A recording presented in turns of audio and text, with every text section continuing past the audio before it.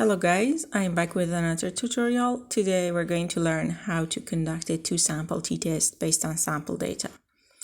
So we're continuing the same example from previous videos. I'll just put the link on the screen for you to see if you haven't seen the example yet. So we're analyzing data on the literacy rate for each district. We work with the same data set but with a slight change this time. Imagine that the Department of Education asks us to collect data on mean district literacy rates for two of the nation's largest states, State 21 and State 28. State 28 has almost 40 districts and State 21 has more than 70. Due to limited time and resources, we are only able to survey 20 randomly chosen districts in each state. The department, however, asks us to determine if the difference between the two mean district literacy rates is statistically significant or just due to chance, because this will help the department decide how to distribute government funding to improve literacy. And if there is a statistically significant difference, the state with a lower literacy rate may receive more funding.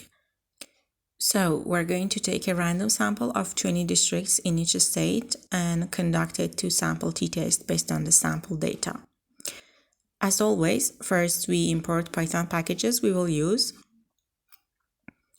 Then to start, filter our data frame for the district literacy rates data from the two states 21 and 28. We name a new variable, state 21. Then we use the rational operator for equals to get the relevant data from the state name column. Then we name another variable, state 28, and follow the same procedure to get the relevant data from the state name column.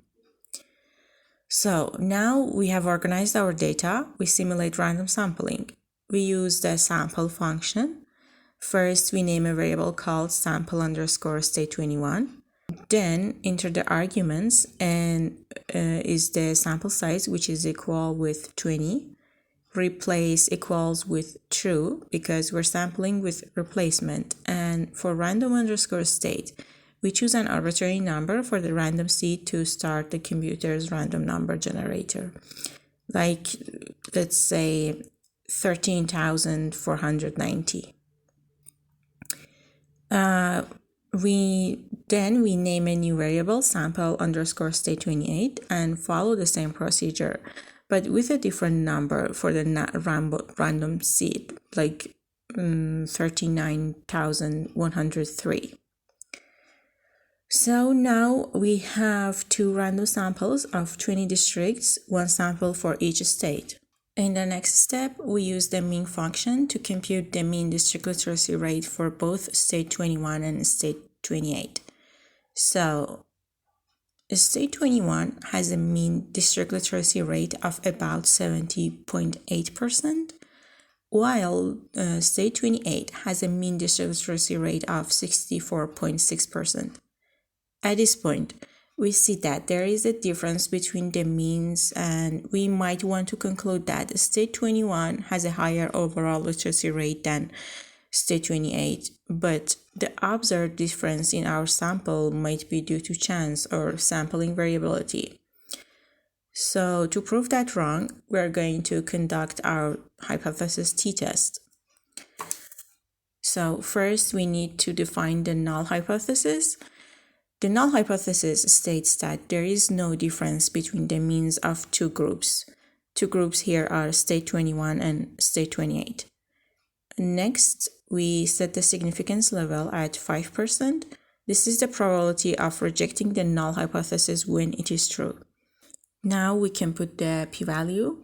P-value is the probability of observing a difference in our sample means as or more extreme than the difference observed when the null hypothesis is true.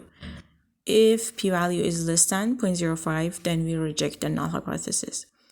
So here we use the scipy function to compute our p-value, which is stats.ttests_int.